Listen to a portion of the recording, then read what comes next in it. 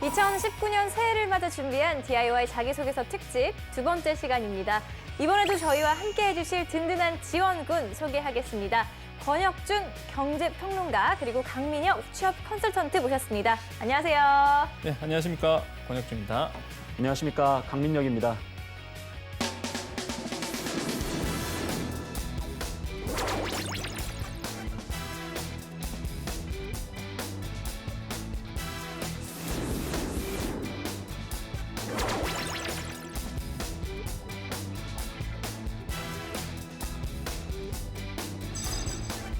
네, 저희가 앞서 1부에서는 자소서 쓰기의 가장 기본 중에 기본이죠. 네. 지원 동기에 대해서 알아봤잖아요.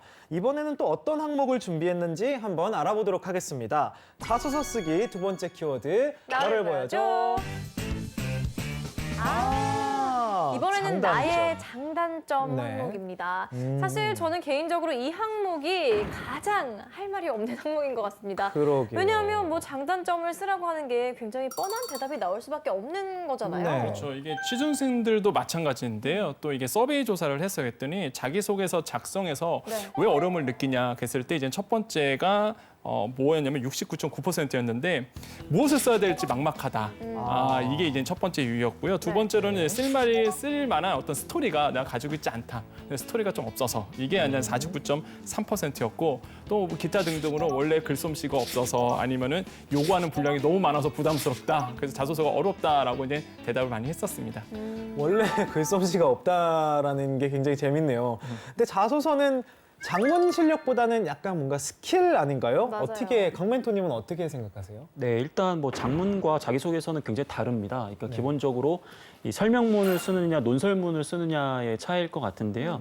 자기소개서는 철저하게 자신을 드러내는 게 아니라 상대방을 설득하는 이제 그러한 글이기 때문에 스킬적인 부분이 좀 필요한데 뭐 인문상 경계 학생들이 글을 굉장히 화려하게 씁니다. 왜냐하면 아무래도 이제 문과 출신들의 어떤 장점을 드러내기 위해서. 네.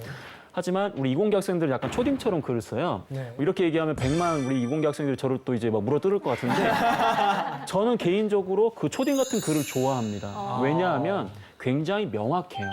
인문상 경계 학생들이 글을 굉장히 어렵게 쓰려는 경향이 있는데 절대로 좋은 방법이 아닙니다. 그러니까 멋있게 쓰려고 하지 마시고 확실하게 상대방에게 전달하는 바를 정확하게 전달하는 게 가장 중요하기 때문에 우리 이공계 학생들 항상 응원하고 있다는 거 잊지 마시고 써주시면 좋을 것 같습니다. 중요한 얘기인 것 같아요. 네, 그러면 그렇게 뭐 확실하고 명료하게 좀 자기소개서를 잘 쓰기 위해서는 어떤 노력이 필요할까요? 일단 많은 취준생분들이 이제 성공적인 자소서, 그러니까 합격 자소서를 많이 참고를 하고 있고요. 그다음에 이제 무작정도 많이 쓴다든지 또 한 가지는 뭐 관련 서적이라든지 이제 관련 강의를 많이 듣고 있다라고 말씀드릴 수가 있겠습니다. 또 한 가지 팁 제가 드릴게요. DIY 자기소개서 보시면 됩니다. 네. 그렇죠. 제일 좋은 가장 좋은 방법이죠. 방법이죠. 네. 아니 그렇다면 이 중에서 강멘토님은 좀 어떤 방법을 추천하시나요? 역시나 뭐 DIY 자기소개서 이게 가장 중요하고요. 네, 그렇죠. 네. 그 다음 방법으로 네. 말씀을 드리면 그 자신만의 길을 걸어가는 것을 좀 두려워하지 않았으면 좋겠어요. 제가 이제 고학년 대상으로도 뭐 강의나 컨설팅을 하지만 이 저학년 학생들을 만날 때 굉장히 신선함과 동시에 깜짝깜짝 놀랄 때가 있어요. 왜 그러냐면 고학년들은 아까 이제 얘기하셨던 뭐 합격자 자소서도 보고 뭐 강의도 듣고 뭐 친구 거 보고 막 이렇게 수정을 하다 보면 결국 자기 자신은 없어져 버리거든요. 저는 이게 가장 큰 문제라고 생각을 합니다.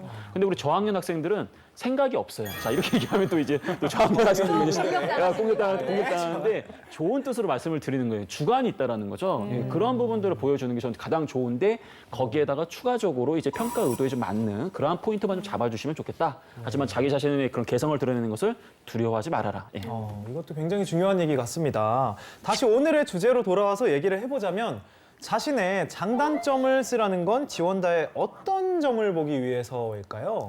예, 일단은 여러분들을 뽑는 이유는 뭐 내가 너를 뽑으면 집에 빨리 갈 수 있느냐 이런 관점이잖아요. 그러려면 일단 업무를 잘해야 된단 말이에요. 근데 그것도 있지만 이 개인적으로 봤을 때 또 이 대인관계적 측면에서 함께하는 업무들이 많기 때문에 이런 가치관적인 인성을 좀 보여주는 게 굉장히 중요해요. 그래서 성격의 장단점이라는 것을 기본적으로 이 직무와 관련된 부분을 고려해야 되는 것도 있지만 또 추가적으로 대인관계적 측면에서 결국 잘 어울리는 게 또 직무와 관련해서 일을 잘할 수 있는 거기 때문에 그런 두 가지 측면을 좀 같이 보는 것도 좋을 것 같습니다. 네, 그렇다면 이 성격의 장점을 작성할 때 좀 주의해야 할 점 어떤 게 있을까요? 네. 일단은 너무 지나치게 화려한 모습을 보여주려고 안 하셨으면 좋겠어요. 네. 성격의 장점이라는 게 뭐 예를 들면 이런 게 있어요. 친구가 집에 놀러 오면 내 침대를 친구한테 준다. 굉장히 소소한 거잖아요. 네. 근데 그런 게 작은 실천이고 배려거든요. 그래서 이런 것들을 여러분들이 뭐 너무 당연한 거 아니냐 이렇게 하시는데 그런 당연한 것들을 못하는 게 대부분이기 때문에 그런 부분들을 좀 신경을 써서 좀 본인이 사소하더라도 좀 장점으로 좀 좋은 모습으로 연결되는 그런 키워드를 잡아줬으면 좋을 것 같고요. 이 장점이라는 개념은 성장 과정과 좀 다르게 난 이러한 가치관을 중요시 여긴다. 나는 성실함을 중요시 여긴다. 이게 아니라 나는 성실하다라예요. 그러니까 한마디로 이야기하면 나의 어떠한 좀 강점으로 발휘되는 특정 이런 사건이나 어떠한 이런 성과를 좀 보여줄 수 있어야 되고요. 우리가 보통 자기소개서를 쓸 때 차별화라고 많이 하잖아요. 근데 단점을 제발 차별화하지 않으셔도 되기 때문에 너무 특이한 걸 쓰려고 안 하셔도 될 것 같아요. 이 항목만큼은. 그러면 기본적으로 많은 사람들 앞에서 이야기하는 게 좀 긴장되기 때문에 좀 뭐 말을 하기 불편하다. 그런 정도는 괜찮거든요. 우리가 뭐 대중 앞에서 말을 해야 되는 뭐 특정 직무가 아니고서는 그런 부분들을 누구나 갖고 있는 단점일 수 있기 때문에 얼마든지 극복을 하면 될 것 같고요. 그다음에 이제 뭐 좀 뭐랄까 직원을 좀 하기가 좀 미안하다. 사실 뭐 대인관계 하다 보면 그럴 수 있잖아요. 그런 것들로 인해서 좀 어떤 발생되는 부정적인 결과만 제시한다면 이제 그런 걸 바탕으로도 얼마든지 강조를 할 수 있습니다. 근데 뭐 거절을 잘 못한다. 괜찮아요. 왜냐하면 어떤 신입사원 일단 거절을 잘하면 안 되잖아요. 그러다 보니까 이것도 나쁘지 않은데 근데 직무에 따라서는 이제 아까 얘기한 것처럼 특정 직무에서는 굉장히 주의해야 될 부분이기 때문에 뭐 이런 부분들은 또 직무와 고려해서 생각을 해주시는 것도 굉장히 중요할 것 같습니다. 네, 장점과 단점 비율은 어떻게 작성하는 게 좋을까요? 네. 뭐 일단 비율은 저 개인적으로 봤을 때는 5대5를 추천드려요. 굳이 뭐 장점을 더 많이 쓰고 이렇게 어필하는 것도 뭐 방법이 될 수는 있겠지만은 너무 단점을 숨기는 것도 저는 바람직하지 않다라고 보고 있기 때문에 뭐 5대5 비율을 유지하는 건 나쁘진 않고요. 다만 순서 같은 경우에는 단점을 먼저 쓰셔도 돼요. 왜냐하면 사람 심리가 좋은 걸 보고 안 좋은 걸 보면 약간 느낌이 좀 안 좋아지는 걸로 끝나버리잖아요. 그러다 보니까 뭐 단점을 먼저 쓰시고 그다음에 장점을 쓸 수도 있기 때문에 그러한 방법들은 여러분이 고민할 필요는 있겠지만 합격에 영향을 줄 정도의 그런 고민은 아니기 때문에 우리가 가지고 있어야 되는 본질적인 고민들을 해주시는 게 더 좋을 것 같습니다. 네, 자소서가 어려운 취준생을 위해 준비한 DIY 자기소개서 특집편. 자소서 항목 중에서 나의 장단점에 대해 좀 더 자세히 알아보는 멘토의 특급 처방전 확인해 보겠습니다.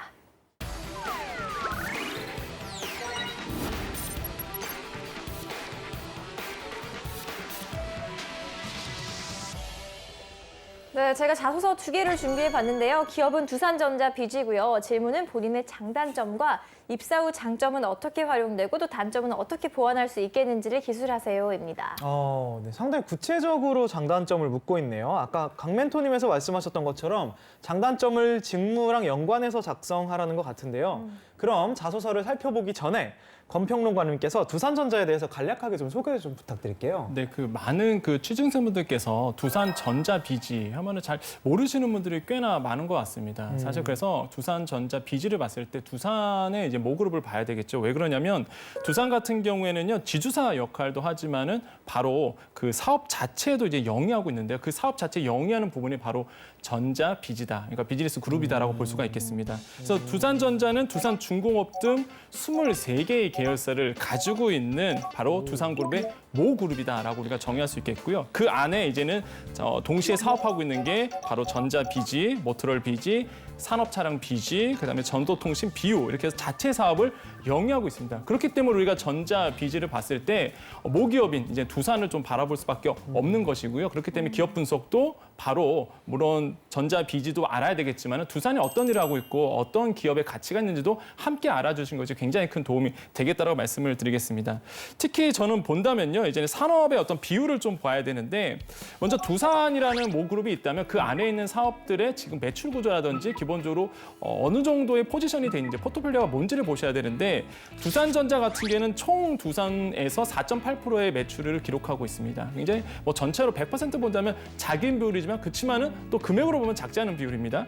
모터롤 BG 같은 경우는 2.8%, 산업차량 BG가 4.9%, 정보통신 BU가 0.2%를 차지하고 있고요. 역시 두산중공업이 27.9%의 매출을 전체 그룹에서 차지하고 있고 두산 인프라코어죠. 역시나 43% 정도 비율을 차지하고 있습니다. 건설이 한 7.7, 그다음에 기타 자회사로는 한 7.9%의 매출비를 차지하고 있어서 사실 매출비만 보면은 뭐 전자비지가 그렇게 낮은 퍼센테이지는 아니다. 그래서 중요한 사업 부분의 하나라고 볼 수가 있겠는데요. 이런 전자비지를 이끌고 있는 사람이 누구냐? 바로 그 박정원 회장이라고 볼 수가 있겠습니다. 그래서 우리가 항상 아까 우리 멘토님께서 컨설턴트께서 말씀하신 것처럼 그 사업의 그 회사의 어떤 CEO가 바라는 것, 그러니까 CEO의 말이 사실 그 전체로 보면 저도 기업을 다녔다 나왔지만은 역시나 굉장히 중요합니다. 그 줄기가. 그래서 박정원 회장이 어떤 사람인가에 대해서 우리가 좀 알 필요가 있습니다. 아마 박정원 회장이 야구의 광팬이라는 사실은 아마 부산 지원하신 분들은 당연히 조사가 됐을 건데 고려대 다녔을 때 이루수로 활동을 하셨습니다. 그 정도로 야구의 광팬이시거든요. 그래서 인사 시스템이라든지 기업의 어떤 조직 문화를 봤을 때 굉장히 팀워크를 굉장히 강조한다는 걸 우리가 볼 수가 있습니다. 왜냐하면 야구는요. 혼자서 하는 스포츠가 아니거든요. 그렇기 때문에 여러분께서 야구에 대해서 어느 정도에 대해서 이해를 하시고 그다음에 보신다면은 굉장히 좀 재미있는 어떤 시각이 되지 않을까라는 생각을 또 해볼 수가 있겠습니다. 그래서 팀 플레이를 굉장히 중요시한다. 사회인 야구를 하는 것도 좀 도움이 될 수 있겠네요. 글쎄요, 그 스포츠를 한다는 점에서는 글쎄요, 정확히는 모르겠지만 그게 크림 도움이 될지 모르지만 네. 기본적으로 팀 플레이어를 좀 중시한다는 것만 좀 알아주시면 자서서 쓸 때 많은 소재가 생기지 않을까라는 생각을 해보겠습니다. 네. 네, 그럼 과연 첫 번째 지원자가 이 직무와 연관해서 장단점을 어떻게 작성했을지 자소서를 읽어보도록 하겠습니다. 끈기 대 집착. 저의 장점은 포기하지 않는 끈기입니다. 취업 동아리 회장으로서 워크숍을 진행하며 졸업생 참여 유도에 어려움을 겪은 적이 있습니다. 이에 현직자 이야기의 중요성과 구체적 계획을 통한 신뢰성을 바탕으로 포기하지 않고 설득했습니다. 그 결과 30명의 참여를 이끌어내며 성공적인 워크숍을 진행할 수 있었습니다. 저의 단점은 목표 달성에 대한 집착이 강하다는 것입니다. 이로 인해 만족스러운 결과를 얻지 못할 때는 많은 스트레스를 받습니다. 이를 극복하고자 시작한 것이 운동입니다. 땀을 흘리며 그날의 스트레스를 씻어내려 노력하고 있습니다. 고객사에 두산전자의 제품을 어필하는 측면에서 제 장점이 활용될 수 있다고 생각합니다. 포기하지 않는 끈기를 통해 고객사의 마음을 여는 영업사원이 되겠습니다. 또한 사내 운동 동아리를 통해 땀을 흘리며 적절한 스트레스 관리는 물론 동료들과의 팀워크 또한 쌓겠습니다. 여기서 또 사내 운동 동아리 얘기가 또 나왔네요.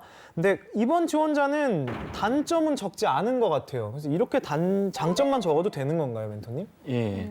일단은 이 지원자 입장에서는 자기는 단점을 적었다라고 생각을 할 것 같아요. 근데 그럼에도 불구하고 저 역시 단점이 안 보입니다. 그 이유가 뭐냐면 일단 단점부터 말씀을 드리면 이 경우 같은 경우에 집착이 강하다는 것이다라고 해서 자기가 단점을 얘기를 하긴 했는데 근데 이게 저도 단점으로 느껴지지 않았던 이유가 뭐냐면 단점을 이야기하려면 그 단점으로 인해서 어떤 부정적인 결과를 얻었다라는 걸 인정하시는 게 제일 중요해요. 근데 이 지원자는 지금 스트레스를 받고 있다고 했거든요. 네.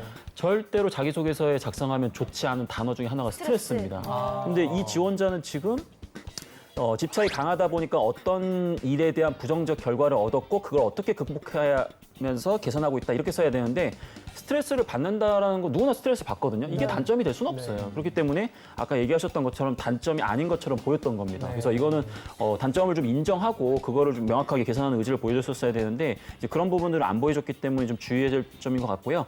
만약에 정말로 장단점을 쓰라고 했는데 장점만 썼어요. 그럼 어떻게 되느냐?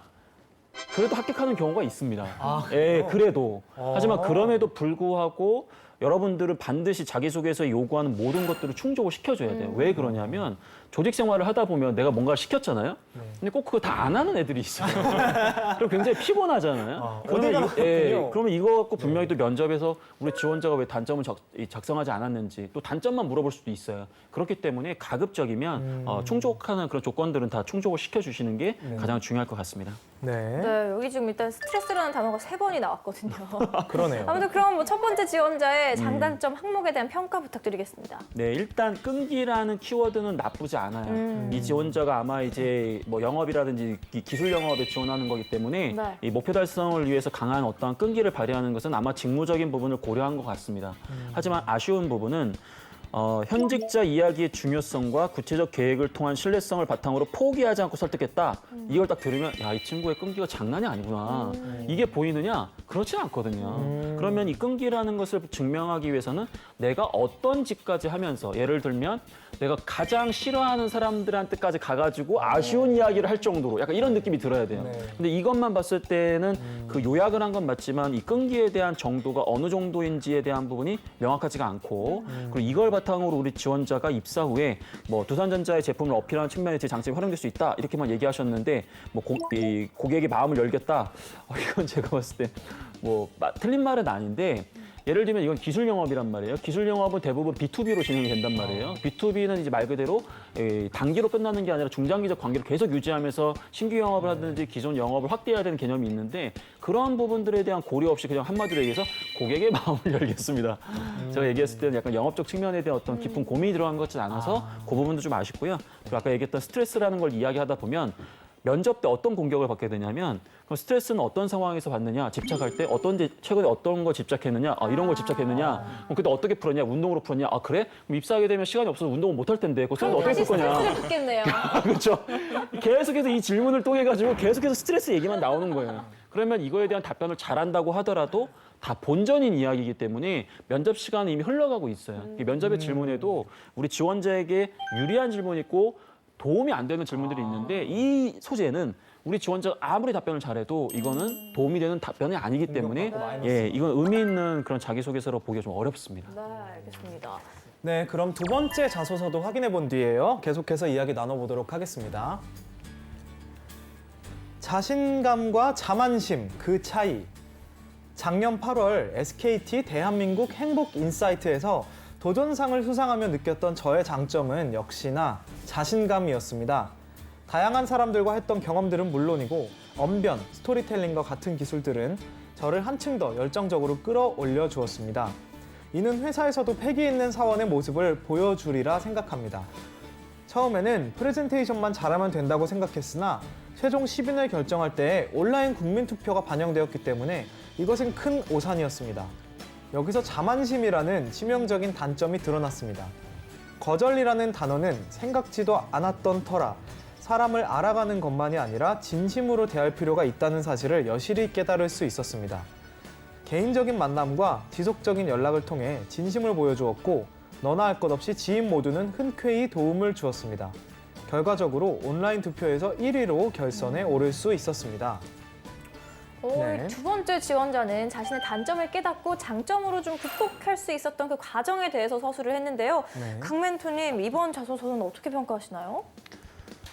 일단은 많이 쓰는 그런 유형의 장단점 글은 아니거든요. 그래서 일단은 이 자신감이라는 단어를 선택한 것은 저는 이 패기와 연결해서 적절하다고 보여져요. 이 친구가 이제 말 그대로 뭐 어떤 직무로 지원하는지 여기서 지금 드러나 있지는 않지만 기본적으로 신입사원으로서 분명히 필요한 그런 부분이기 때문에 저는 긍정적이라고 보여지고요. 이 문제는 좀 단점에 대한 부분을 좀 말씀드리고 싶어요. 아무래도 학생들도 이 부분을 더 어려워하기 때문에. 제가 여기서 이 자만심이라는 단어는 이게 사실 굉장히 좀 위험한 단어. 스트레스 스트레스 같은 아니, 그 정도는 아닌데 이것도 공격받을 수 이 있는. 신입사원에게 과연 자만심이라는 게 제가 볼 때는 우리가 흔히 이야기하는 신입사원들이 보통 3개월, 그 다음에 1년 이렇게 하다 보면 이제 그 병에 걸려요. 이제 뭐 매너리즘에도 빠지고 뭐 자기 되게 잘하는 것 같고 상사가 굉장히 무능해 보이고 약간 그런 병들이 막 걸리거든요. 저는 약간 그런 지원자가 아닐까라는 그런 연장선상에 굉장히 불안함을 제가 지금 가지고 있고요. 그다음에 두 번째로는 자만심을 가졌다라는 키워드를 일단 인정한다고 하더라도 그럼 부정적인 결과가 있어야 된단 말이에요. 근데 이 친구는 어떠한 거절이라는 단어가 있었고 했지만 결과적으로 이렇게 노력을 해서 1위로 결선에 오를 수 있었대요. 그럼 이게 장점이라는 거예요? 단점이라는 거예요? 그게 명확하지 않다라는 거예요. 그래서 이것도 약간 자만심 같은 거예요. 제가 볼 때 1위로. 지나치게 자신감이 들어간 것 같아요. 이거 우리 지원자의 모습이 너무 명확하게 보이는 그린 거죠. 되게 솔직한 건 되게 잘 쓴 것 같은데 네. 이 부정적인 결과를 어느 정도 보여주는 것도 중요하고 좀 뭐랄까 지금 이게 없어졌다라고 하면 이게 더 이상 단점이 아니기 때문에 여기 쓸 수 있는 소재가 아니에요. 이거 장점입니다. 그렇기 때문에 우리 지원자는 극복을 했다가 아니라 극복 중이다. 이게 나와줘야 될 것 같고요. 또 극복할 때는 내가 이런 노력을 하고 있습니다가 아니라 이런 노력도 하고 있고 저런 노력도 하면서 정말 제가 단점도 알고 있고 고치려고 한다. 그런 모습을 보여줘야 되거든요. 네. 그렇기 때문에 그런 측면으로 봤을 때는 분명히 이런 유형 제 굉장히 신선하게 봤고요. 그다음에 자신감이라는 단어 굉장히 좋아요. 이 친구 자소서만 보면 좀 만나보고 싶어요. 왜냐하면 제가 면접 때 어떻게 이 친구가 정말 준비됐는지 정말 보고 싶어요. 그런 측면으로는. 만약 그런 기대감에 충족만 된다라고 한다면 굉장히 좋게 볼 거고요. 근데 그런 기대감에 미치지 못한다라고 한다면 사실은 굉장히 또 안 좋게 볼 수 있는 좀 약간 리스크가 있는 그런 난이도의 글이라고 보여집니다. 예. 네. 그런데 오늘 두 지원자 모두 두산전자 영업직을 지원하는 분들이잖아요. 그래서 기업의 이슈를 알아야 좀 직무에 대한 이해도 좀 더 쉽지 않을까 싶은데요. 네. 권 평론가님께서 또 두산전자의 최근 이슈는 어떤 게 있을까요? 간략한 설명 예, 부탁드립니다. 보면은요, 그 증권사에는 이런 얘기가 흘러들어오고 있습니다. 2019년도에 두산을 봤을 때 연료 전지가 끌고 그 다음에 전자가 밀 것이다. 무슨 얘기냐? 그렇기 때문에 우리가 연료전지 이슈와 그다음에 전지박이라는 또 이슈도 좀 아셔야 되는데 네. 먼저 연료전지 같은 경우는 아시겠지만은 이제 수소와 산소의 결합으로 해서 이루어지는 어떤 그 배터리 형식이 아닙니다, 이게. 그러다 보니까 사실 많은 분들이 그 연료전지에 대해서 그러니까 굉장히 의아하신 분이 많으세요. 그러니까 배터리만 아시지 사실 연료전지를 잘 모르시는 분들 많거든요. 그러니까 전기를 저장해두는 배터리가 아니라는 거죠. 예, 이거는 좀 특별하게 좀 차이점을 아셔야 되는데 그러다 보니까 두산 같은 경우는 이런 연료 전지 부분에 대해서 굉장히 많은 투자를 하고 있습니다. 17년도에는 이미 익산 부분에다 공장을 세워서 운영하고 있고요. 그래서 상업 가동을 한 부분이 있고요. 그다음에 연료 전지 부분이 매출이 좀 잘 나오고 있는 상황이에요. 4분기 기준으로 봤을 때 최고 실적 분기가 나왔습니다. 2018년 4분기에. 그렇기 때문에 굉장히 투자도 많이 하지만 사실 매출도 점점 뛰고 있는 분야가 바로 연료 전지 분야다라고 말씀을 드리겠고 그렇게 본다면은 그러니까 2018년도 상반기에만 7,800원 정도 수주를 했고요. 이게 2018년도 이제 아직 결산 보고가 안 나왔지만은 한 1조 원이 넘어지지 않았을까라는 생각을 해보거든요. 그러니까 그만큼 좀 핵심 부분으로 좀 성장하고 있는 부분이 바로 연료 전지 부분이다라고 보겠고 이게 이제 끌어가겠죠.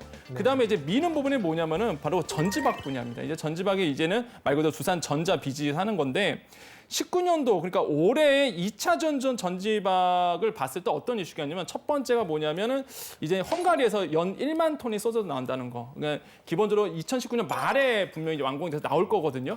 근데 이제는 증권사에서 어떤 이슈가 있냐면 말이면 너무 늦고요. 사실 2019년도에 왜 두산전자가 좀 이슈가 되고 있냐면 2019년도의 시작부터 나올 게 이제 그 바로 서킷포일이라는 데가 있는데 이게 뭐냐면 룩셈부르크 소재 동박 대조 계열사예요. 이게 우리가 보통 보면은 CFL 이렇게 읽거든요. 그러니까 이거를 이제 서킷포일이라고 있습니다. 그러니까 CFL에서 이제는 말 그대로 2019년 말에 나온 것이 아니라 그 전부터 2차 전지 이제 전지박 사업이 나오기 때문에 사실 많은 증권사에서는 이제 두산전자 비지 부분에서 매출이 좀 더 뛸 것이다라고 우리가 보고 있는 것이고요. 이런 부분에서는 아무래도 서킷포일이라는 어떤 원천 기술을 확보하는 회사를 인수했다는 부분 14년도에 그것이 이제 19년도에 빛을 발하는 부분이다. 사실 이런 부분도 좀 우리가 기억해 줄 필요가 있겠다라는 거 볼 필요가 있겠고요. 근데 또 한 가지 이슈가 또 생겼습니다. 뭐냐면 SK가 최근에 뭐가 있냐면 중국의 그 동박제에서 왓슨을 인수를 했습니다. 그렇게 되면 어떤 구조가 되냐면 이제 왓슨이 이제 SK 쪽으로 이제 납품을 하고요. 그다음에 그렇게 된다면은 두산이 이제 LG화학 쪽으로 납품하는 이런 어떤 형태가 아주 완전히 좀 굳혀질 상황도 있거든요. 네. 그렇기 때문에 이런 이슈들도 우리가 좀 눈여겨봐야 되겠다는 생각을 좀 해보겠습니다. 네, 그렇다면 평론가님의 분석을 토대로 이 영업직 지원자가 자소서에 어필할 수 있는 내용이 있다면 또 어떤 게 있을까요?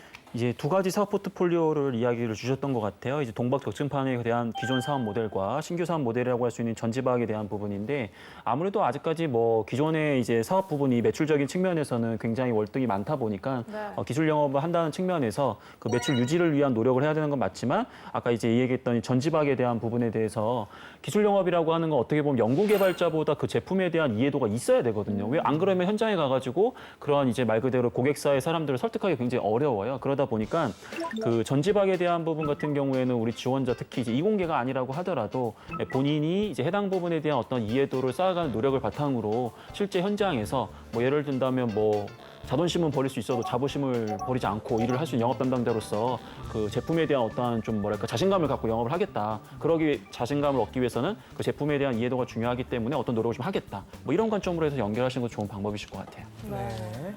그렇다면 오늘 소개한 두 개의 자소서를 좀 종합적으로 평가할 시간인데요. 권 평론가님, 강 멘토님께서 각각 자소서의 점수를 매긴다면 어떻게 나올까요? 뭐 또 제가 먼저 점수를 보시면 네. 저는 그 1번 자소서가 이제 75점, 네. 2번 자소서 70점을 받는데 왜 그러냐면 그 솔직히 아까 말씀드렸듯이 그러니까 먼저 보였던 좀 단점 부분에서 좀 유치했어요. 사실 제가 봐도 유치했는데 일단은 운동을 통해서 뭔가 승화시키는 작업? 그러니까 네. 그런 점이 좀 눈에 보였다. 그러니까 단점이라는 것이 뭐 안 적을 수는 없겠지만은 그것을 내가 어떻게 한번 극복을 했고 어떻게 내가 그것을 승화시켰다는 부분에 대해서 명확한 어떤 자료가 있었기 때문에 네. 문장이 있었기 때문에 저는 좀 좋게 봤는데 네.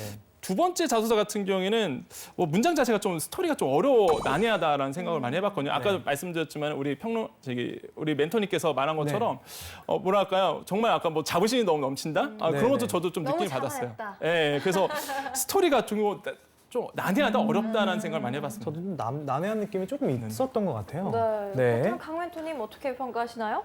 일단은 장점적인 측면은 저도 이제 점수 똑같아요. 거의 비슷해요. 예, 그러니까 이제 역시 전문가분들께서 보는 눈이 크게 다르지 않구나. 저도 약간 안심을 했고요. 이제 기본적으로 봤을 때 장점에 대한 부분은 두 분에게 일단 합격 점수를 드리고 싶긴 해요. 60점 이상이라고 말씀드리는 거예요. 그러니까 네. 잘 썼다는 게 아니라 네. 제 기준으로 60점을 넘으면 일단 합격이라고 보기 때문에 네. 그래서 1번 지원자가 장점 65점, 2번 지원자 60점 정도 제가 줬어요. 네. 예, 그래서 근데 문제는 단점인데 저는 일단 두 분에게 합격 점수를 주기 굉장히 어려울 것 같아요. 그래서 단점만으로 봤을 때는 제가 봤을 때는 스트레스라는 어마무시한 단어를 좀 활용했다라는 거. 네. 두 번째 지원자도 자만심이라는 좀 뭐랄까 좀 치명적인 어떻게 보면 공격을 받을 수 있는 그런 소지의 이 단어이다 보니까 네. 일단은 뭐 점수로 한다면 뭐 한 50점대 정도 둘 다 결렬일 것 같습니다. 예. 네. 네, 이렇게 오늘은 DIY 자기소개서 특집으로 지원 동기와 나의 장단점 쓰기 항목에 대해 자세히 살펴봤는데요. 자기소개서를 막연히 어렵고 또 쓰기 힘든 서류라고 생각하기보다는 나에 대해 또 기업에 대해 알릴 수 있는 가장 효과적인 수단이라고 생각한다면 이 자소서 쓰기가 좀 더 수월하지 않을까 싶습니다. 네, 2019년이 밝았습니다. 새해에도 탄탄한 자기소개서로 취업의 꿈을 이루기를 바라면서 DIY 자기소개서 오늘 순서는 여기서 마치겠습니다. 감사합니다. 감사합니다.